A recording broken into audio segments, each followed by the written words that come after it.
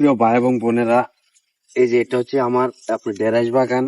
আপনারা জানেন যে সবজির মধ্যে ঢেঁড়স খুবই সুস্বাদু, এবং ঢেঁড়স কিন্তু দেহের যে হাড্ডি গুলাকে খুব বেশি মজবুত করে। আর কাঁচা ঢেঁড়স কিন্তু খাওয়া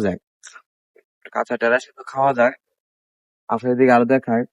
দেখেন এই পাঁচটার মধ্যে আমরা বাদাম করছি। এটা হচ্ছে, আপনারা জানেন যে আমি, অনন্ত জলিল এবং জাহিদ খান, আমরা কিন্তু তিনজন আপনার অক্সফোর্ড বিশ্ববিদ্যালয়ের ছাত্র ছিলাম এবং একই বেসের স্টুডেন্ট ছিলাম।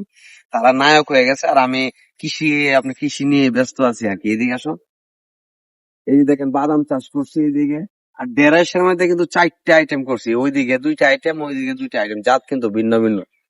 এদিকে আসো, তারপরে এই যে দেখেন একই জায়গাতে কিন্তু মরিচ গাছ। আপনারা জানেন যে কাঁচা ঢেঁড়স এবং গ্রিন চিলি কিন্তু একসাথে খাওয়া যায়। এই যে এটার টেস্ট কিন্তু আলাদা, কিন্তু গ্রিন চিলি গুলা মারাত্মক জাল, এগুলা খুব বেশি জাল। তারপর পেঁপে গাছ আছে, তারপর অনেক আইটেমের গাছ আছে, অনেক আইটেমের। ধন্যবাদ সবাইকে, আল্লাহ হাফেজ।